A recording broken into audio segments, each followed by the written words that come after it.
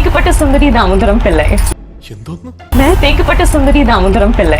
ഏട്ടപ്പെട്ട കിഞ്ചരി ദാമോദരം പിള്ളை. എന്ത് തേങ്ങയാണ് ഈ പറഞ്ഞത് എനിക്ക് മനസ്സിലായില്ല. ഇത് മനസ്സിലാകാൻ വേണ്ടിയിട്ട് ഒന്നിക്കൂടുതൽ തവണ ഞാൻ ട്രെയിലർ കണ്ട്. എന്നിട്ടും സോപ്പൊട്ടിന്നോ തേപ്പൊട്ടിന്നോ തേക്കപ്പട്ടിന്നോ പേപ്പട്ടിന്നോ അങ്ങനെ എന്തോ സാധനമാണ് ഞാൻ കേൾക്കണത്. തേക്കപ്പെട്ട സുന്ദരി ദാമോദരം പിള്ളை.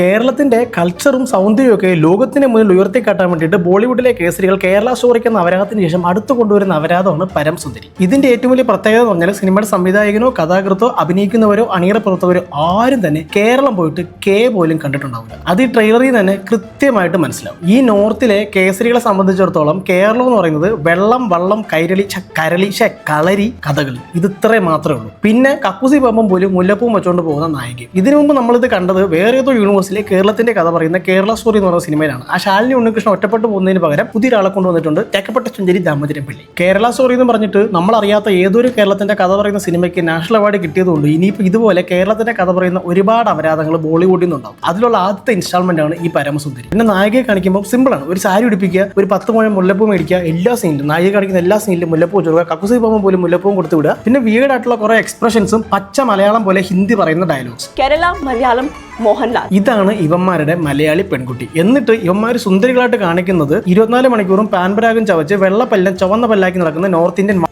ഇതൊക്കെ കാണുമ്പോൾ നമ്മൾ വിചാരിക്കും അവന്മാർക്ക് മലയാളം അറിയാത്തതുകൊണ്ടാണ്, കേരളത്തിന്റെ കൾച്ചർ മനസ്സിലാവാത്തതുകൊണ്ടാണെന്നൊക്കെ. ഒരു തേങ്ങയുമല്ല. ഇതുപോലെ എന്തെങ്കിലും കൊണ കാണിച്ചു കഴിഞ്ഞാൽ നമ്മൾ മലയാളികൾ ഇളകുമെന്നും കമന്റ് ബോക്സിലും വീഡിയോസ് റിയാക്ട് ചെയ്തും ഒരുപാട് റീച്ച് ഫ്രീ ആയിട്ട് ഇവന്മാർക്ക് ഉണ്ടാക്കി കൊടുക്കുമെന്ന് ഇവന്മാർക്ക് അറിയാം. അതിന് വേണ്ടിയിട്ടാണ് ഇതുപോലെ കുറെ വിയേർഡ് ആയിട്ടുള്ള നായകന്മാരും മലയാളം കുറച്ച് മാലും ഇങ്ങനെയുള്ള ഡയലോഗുകളും ഉണ്ടാക്കി പടച്ചു കൊടുക്കും. ഇത് കാണുമ്പോൾ നമ്മൾ മലയാളികൾ ഇതെടുത്താൽ കൊടുക്കും. ഇവന്മാർക്ക് ഫ്രീ ആയിട്ട് ഇവന്മാരുടെ സിനിമ നോർത്തിൽ നിന്ന് കേരളത്തിൽ പ്രൊമോട്ട് ചെയ്യാൻ പറ്റും. പിന്നെ മലയാളത്തിന് കേരളത്തിന് നോക്കുന്ന സിനിമയാണെന്ന് പറഞ്ഞു കഴിഞ്ഞാൽ ഒന്നും ചെയ്യാതെ നോർത്തിൽ ഹൈപ്പും കറിക്കുള്ളൂ. ഒരു കാര്യമില്ലാണ്ട് ഒരു നാഷണൽ അവാർഡ് എടുത്ത് മുതുകിൽ വെച്ചു കൊടുക്കുകയും ചെയ്യും. അല്ലാതെ പിന്നെ മലയാളത്തിനെയും കേരളത്തിനെയും കാണിക്കുകയാണ് നമ്മുടെ ഉദ്ദേശമെങ്കിൽ നല്ല അടിപൊളിയായിട്ട് ഹിന്ദി പറയുന്ന എന്തോരം മലയാളം ഡബ്ബിംഗ് ആർട്ടിസ്റ്റുകളുണ്ട്. ഇവർക്ക് അവരാരെങ്കിലും ഹയർ ചെയ്തിട്ട് മലയാളം ഡയലോഗും ഹിന്ദി ഡയലോഗും പറഞ്ഞാൽ മതി. ഇത് മലയാളം പോയിട്ട് പോലും മര്യാദയ്ക്ക് പറയാൻ അറിയാത്ത കുറെ എണ്ണത്തിനെ കൊണ്ടുവന്നിട്ട് മലയാളം പറയും. അപ്പോൾ ഇതുപോലെ തേക്കപ്പെട്ടി തേപ്പൊട്ടി സോപ്പ് പൊട്ടി കേരളാസെ തേങ്ങ കൊച്ചു മാലും എന്നൊക്കെ വരും. ആൻഡ് ഇതൊക്കെ കിട്ടും. നമ്മളെ മലയാളികൾ ട്രിഗർ ആവും. അവർക്ക് ഫ്രീ ആയിട്ട് പ്രൊമോഷനും കിട്ടും. മലയാളികളെ ട്രിഗർ ആക്കി കഴിഞ്ഞാൽ സിമ്പിൾ ആയിട്ട് അവർക്ക് നാഷണൽ അവാർഡും കിട്ടും. എന്തിന് ഓസ്കാർ വരെ കിട്ടും.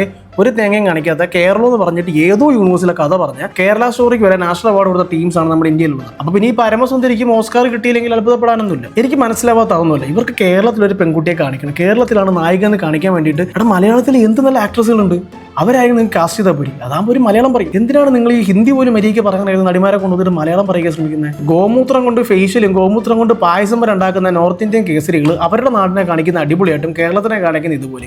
കേരളത്തിൽ വെള്ളവും വള്ളവും കൈരളിയും കഥകളിയും മാത്രമൊന്നും അല്ല ഉള്ളത്. വേറെ ഒരുപാട് സാധനങ്ങളുണ്ട്. ഇവന്മാരുടെ കണ്ണിൽ ഇതൊക്കെ മാത്രമേ ഉള്ളൂ. കാരണം ഇതൊക്കെ അവർക്ക് അറിയുള്ളൂ. അറ്റ്ലീസ്റ്റ് സിനിമയുടെ കഥ പഠിച്ചു വിടുന്നതിന് മുമ്പ് ജസ്റ്റ് ഒന്ന് കേരളം വിസിറ്റ് ചെയ്തിട്ട് ഒരു 2 ദിവസം താമസിച്ചിട്ട് പോയാൽ പോലും അത്യാവശ്യം നല്ല രീതിയിൽ കേരളത്തിനെ കുറിച്ചും കേരളത്തിന്റെ കൾച്ചറിനെ കുറിച്ചും ഇവിടുത്തെ ആൾക്കാരെ കുറിച്ച് നമുക്ക് മനസ്സിലാക്കാൻ പറ്റും. പക്ഷെ അതൊന്നും ചെയ്യൂല. ഇവന്മാർ കേരളത്തിന്റെ റെഫറൻസ് എടുക്കുന്നത് ഇതിനു മുമ്പ് കേരളം എന്ന് പറഞ്ഞ് വേറെ ഏതോ യൂണിവേഴ്സിലുള്ള കേരളത്തിന്റെ കഥ പറയുന്ന ഏതെങ്കിലും കേരള സ്റ്റോറിയുള്ള സിനിമകളായിരിക്കും. അപ്പോൾ അവർക്ക് ഇതൊക്കെ പഠിച്ചിടാൻ പറ്റുള്ളൂ. ഇതൊക്കെയാണ് ഇവന്മാർ റിസർച്ച്. അപ്പോൾ നമ്മൾ വിചാരിക്കും നമ്മളിങ്ങനെ നോക്കുമ്പോൾ ഇവന്മാർ ശരിയാവുന്നു. ഒരിക്കലും ഇവന്മാർ ഇതിന്റെ വേസ്റ്റ് ഇനി കാണിച്ചുകൊണ്ടിരിക്കത്തുള്ളൂ. കേരള സ്റ്റോറിക്ക് നാഷണൽ അവാർഡ് കിട്ടിയ സ്ഥിതിക്ക് കേരളത്തിന് നോക്കിക്കൊണ്ട് കേരളത്തിന്റെ കൾച്ചർ എന്ന് പറഞ്ഞ് വേറെ ഏതോ യൂണിവേഴ്സിലെ കഥ പറയുന്ന സിനിമകൾ ഇനിയും ഉണ്ടാവും.